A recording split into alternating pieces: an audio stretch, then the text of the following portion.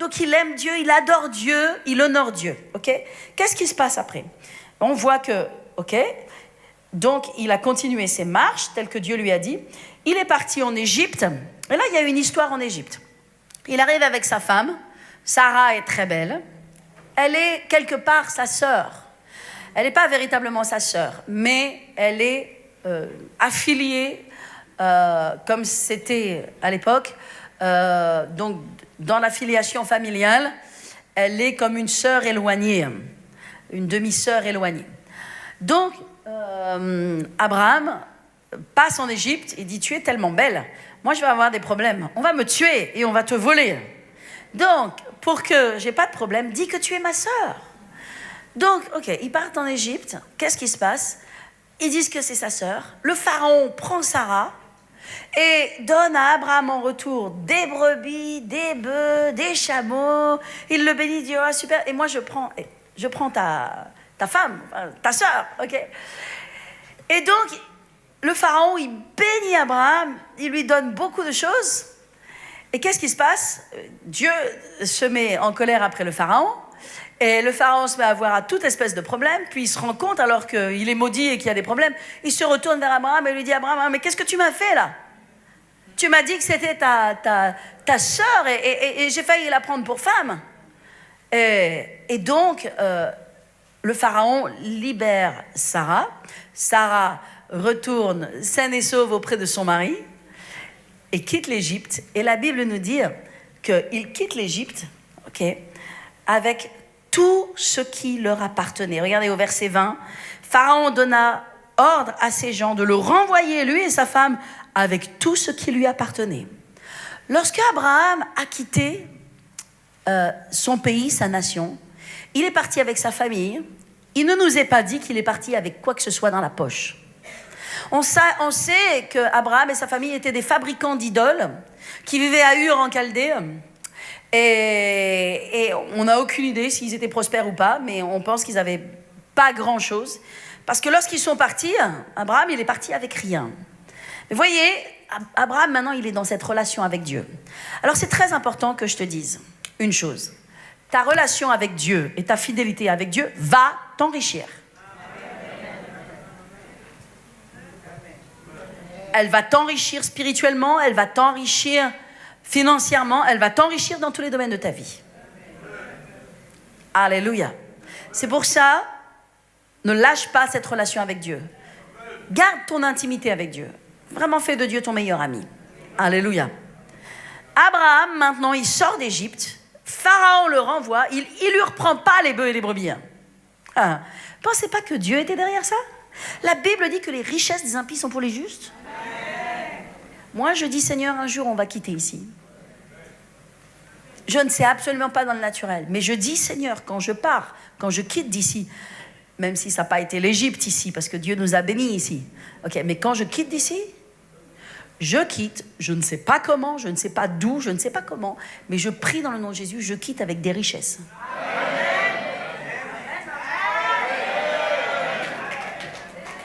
Alléluia. Les richesses des impies sont pour les justes. Alléluia. Et je ne quitte pas pour des richesses pour moi. Je quitte des richesses pour bâtir la maison de Dieu. Alléluia. Amen.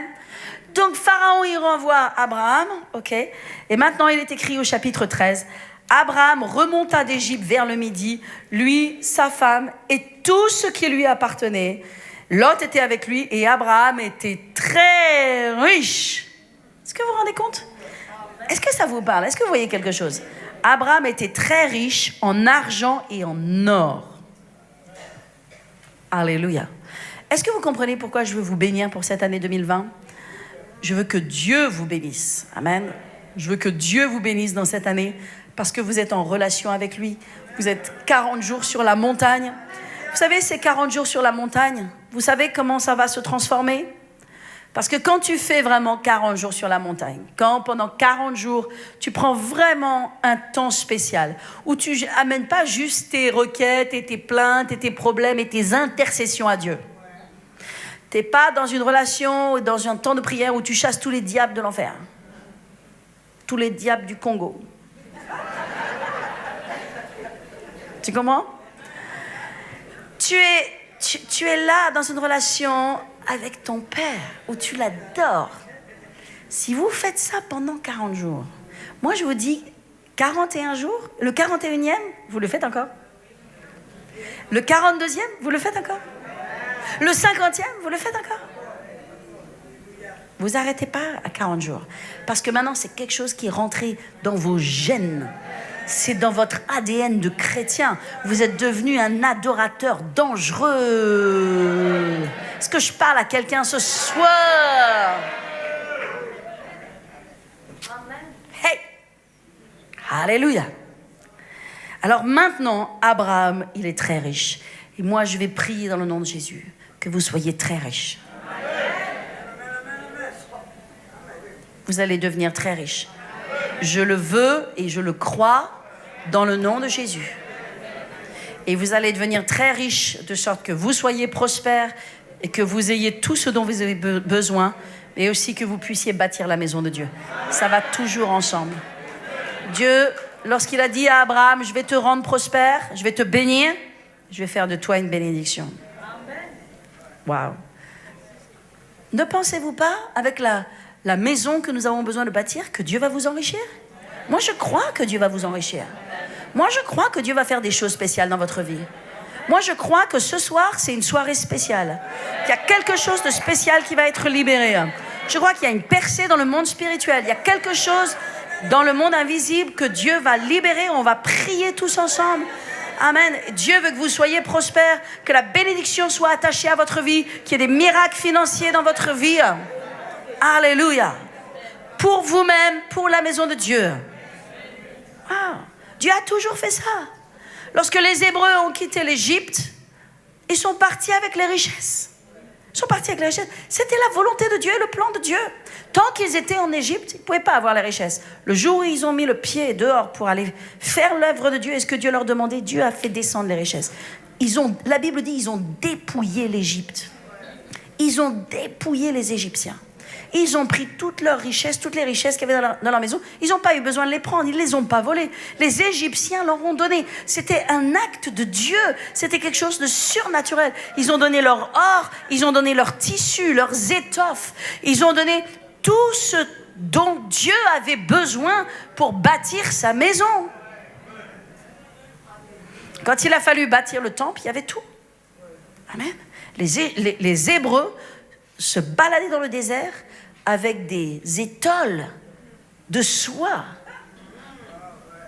Ils avaient des choses extraordinaires. Alléluia. Et non seulement eux, ils avaient sur eux-mêmes la grâce de Dieu, la prospérité de Dieu, et puis ils avaient aussi ce qu'il fallait pour bâtir l'œuvre de Dieu quand ce serait le moment. Dieu n'a pas changé. Dieu n'a pas changé. Amen. Dieu va te bénir. Cette année 2020, c'est ton année. C'est l'année de Dieu pour ta vie. Amen. On va le croire, on va prier et Dieu va ouvrir des écluses surnaturelles du ciel. Il va y avoir quelque chose dans le nom de Jésus. Abraham, chapitre 13, était très riche en troupeaux et en argent. Et on voit qu'est-ce qui se passe. Il y a maintenant des disputes entre les bergers de Lot et les bergers d'Abraham. Et donc, Abraham va venir vers Lot, et c'est de l'initiative d'Abraham, et il va dire, séparons-nous maintenant. C'est écrit au verset 9, il est écrit, sépare-toi donc de moi. Abraham dit à Lot, sépare-toi donc de moi. C'est encore un acte d'obéissance. Parce que lorsque Abraham avait pris Lot, Dieu lui avait jamais dit de prendre Lot. Mais Abraham avait pris Lot parce que Lot était orphelin de son père. Son père était mort il y a bien longtemps et il se considérait comme le père. Mais Dieu lui a dit non, pas Lot, toi. Et donc, là, c'était un acte d'obéissance. Ok? Donc, Abraham dit à Lot, sépare-toi donc de moi. Tu vois la contrée là? Tu vas à droite, je vais à gauche. Et Lot choisit les plaines vertes, grasses et belles de Sodome et Gomorrhe. Et il laisse à Abraham les cailloux de Canaan. Mais vous savez, la bénédiction de Dieu n'est pas un lieu. La bénédiction de Dieu, elle est en toi. Elle est de la relation que tu as avec toi. Quand Dieu est avec toi, qui sera contre toi? Est-ce que je parle à quelqu'un ce soir? Dieu va te faire prospérer dans le nom de Jésus. Alléluia. Donc, nous voyons qu'ils se séparent, ok? À l'instant où Abraham se sépare, Dieu lui parle. Est-ce que vous comprenez ça? Acte d'obéissance, action de Dieu. Action, réaction.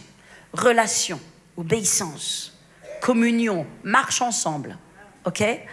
Et là maintenant, il est écrit, l'Éternel, verset 14, dit à Abraham, maintenant qu'il s'est séparé de Lot, instantanément au moment où il se sépare de Lot, Dieu lui dit, maintenant Abraham, ok, après que Lot se fut séparé de lui, il lui dit, lève les yeux, et du lieu où tu es, regarde vers le nord et le midi, l'Occident et l'Orient, car tout le pays que tu vois, je te le donnerai à toi et à ta postérité pour toujours. Il est écrit, dernier verset, et là, Abraham bâtit un autel à l'Éternel. À nouveau, Dieu lui parle. Il n'a pas la chose encore. Mais Dieu lui montre, Dieu lui révèle. Il bâtit un autel. Il adore Dieu. Qu'est-ce que Dieu fait? Dieu va réagir encore. Dieu va encore agir. Tu m'adores, alléluia. Tu bâtis un autel pour moi. Je ne peux pas m'empêcher de te bénir, Abraham. Je ne peux pas m'empêcher de me révéler à toi, Abraham. Tu m'adores, je te parle, tu m'adores, allez. Alors on va voir la suite. Alléluia. Est-ce que vous êtes toujours avec moi? On va faire toute l'histoire d'Abraham et après on aura fini. Ok. Après, on voit que il y a au chapitre 14, il y a ces 5 rois qui se liguent, qui vont combattre 4 autres rois. Il y a une guerre pas possible entre 4 rois et 5 rois, 9 rois en tout. Et Lot et sa famille est pris dans cette guerre. Et donc là, Abraham va armer 318 guerriers de sa maison. Il va aller récupérer Lot. Et il va récupérer aussi tout le butin et toutes les richesses. Okay? Et maintenant, on se trouve ici au verset 17 du chapitre 14, après qu'Abraham fut revenu, j'aime tellement ce passage, après qu'Abraham fut revenu vainqueur de Kedorlaomer et des rois qui étaient avec lui, le roi de Sodome, d'accord? Ça c'est le roi de Sodome. Vous savez qu'il y a 2 rois dans cette histoire. Le roi de Sodome, le roi de Salem. Qui est le roi de Salem? Jésus est le roi. Qui est Melchisédek, le sacrificateur? C'est la représentation de Jésus. Amen. C'est Jésus. Donc, il y a le roi de Sodome. Le roi de Sodome, c'est le roi de Sodome. Qui est le roi de Sodome? Quelle est la représentation? Il représente Satan. Ça, j'ai déjà prêché sur ça. Mais aujourd'hui, c'est autre chose que je vais vous montrer. Donc, il est rencontré, Abraham, par le roi de Sodome et par le roi de Salem. Et donc, Melchisédek, roi de Salem, fit apporter du pain et du vin, symbole absolument de Christ, car il était sacrificateur du Dieu très haut, et il bénit Abraham, et il dit, béni soit Abraham par le Dieu très haut, maître du ciel et de la terre, béni soit le Dieu très haut qui a livré tes ennemis entre tes mains, et Abraham lui donna la dîme de tout. Ok?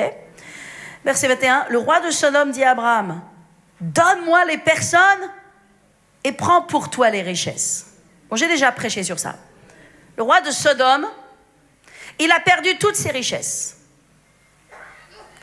On le sait parce qu'au verset 11 du même chapitre, il est écrit « Les vainqueurs enlevèrent toutes les richesses de Sodome et de Gomorrhe et toutes leurs provisions et ils s'en allèrent. » Donc nous savons une chose, le roi de Sodome, il a été dépouillé. Parce que ces 5 rois qui sont venus contre eux, ils leur ont enlevé toutes les richesses. Néanmoins, le roi de Sodome, lorsqu'il va voir Abraham, qui a récupéré tout le butin ou je ne sais quoi, il dit, tu prends pour toi les richesses, mais tu me donnes moi les hommes. Satan n'est pas intéressé par les richesses, d'accord? Il est intéressé par les hommes. Il s'en fiche d'avoir l'enfer peint en or. Il ne veut pas l'enfer peint en or, il veut l'enfer peint en âme. Le plus d'âmes qu'il peut prendre avec lui. Donc il se fiche bien des richesses. Il veut les âmes. D'accord? Maintenant, ça, vous le savez, vous connaissez ce message, mais je veux que vous voyez maintenant la réponse d'Abraham. Abraham va lui répondre. Il lui dit, Abraham répondit au roi de Sodome, « Je lève la main vers l'Éternel, le Dieu très haut, maître du ciel et de la terre. Je ne prendrai rien. » Ça, j'aime ça. « Je ne prendrai rien de tout ce qui est à toi, et pas même un fil, c'est-à-dire ton butin, tu te le gardes, Coco. J'ai peut-être tout récupéré, ok? Maintenant, je ne vais pas prendre même un fil ou un cordon de soulier de tout le butin que tu as perdu. » D'accord? Je l'ai récupéré, mais je vais te le redonner. Il dit, voilà, je ne prendrai rien de tout ce qui est à toi, pas même un fil, ni un cordon de soulier, afin que tu ne dises, j'ai enrichi Abraham. Rien pour moi, seulement qu'on donne un peu à manger à tous ces hommes. Abraham va dire une chose très très importante au roi de Sodome. Écoute-moi, roi de Sodome, tu n'es pas mon pourvoyeur. Tu n'es pas ma provision. Je ne serai pas enrichi par tes richesses. Et c'est très important que les chrétiens disent à Mammon, tu n'es pas ma source.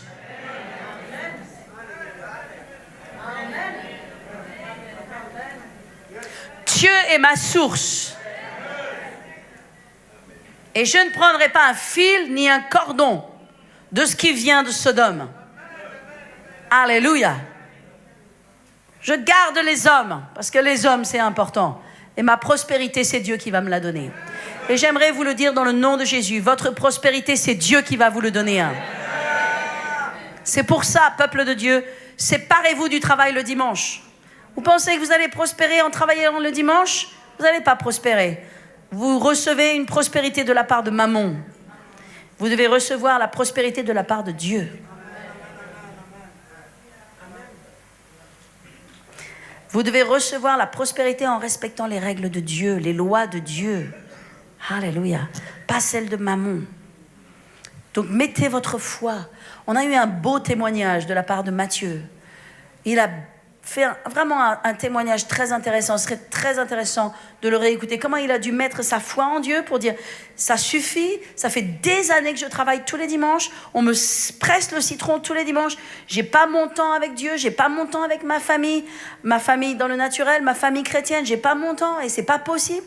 Et maintenant, j'abandonne ce travail, j'arrête et je vais demander un travail selon mes critères. Et mes critères, c'est que j'aurai mon temps dans mon église pour servir mon Dieu.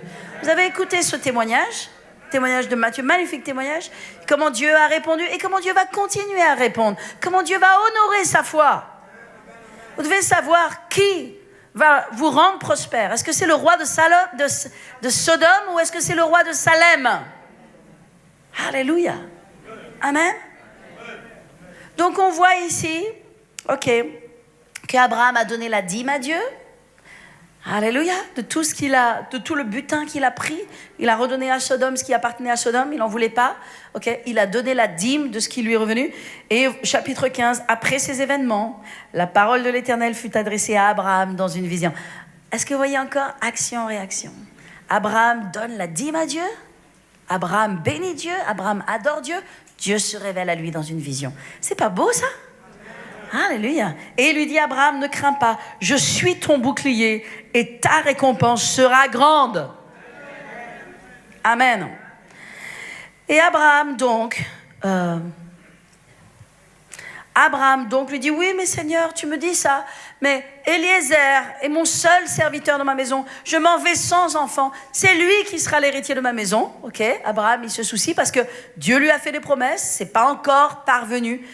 Les choses ne sont pas encore libérées. Alléluia.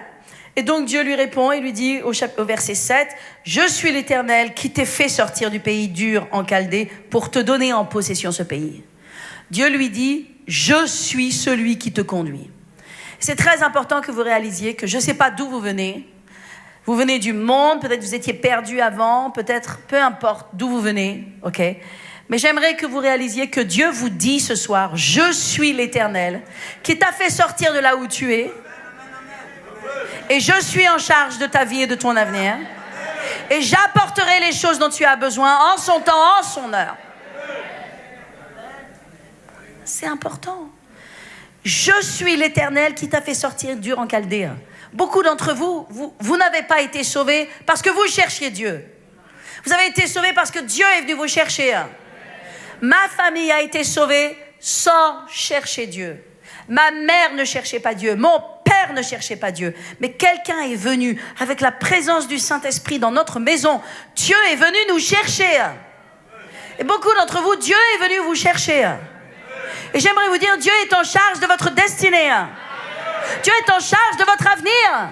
Je suis l'Éternel qui t'a fait sortir du pays.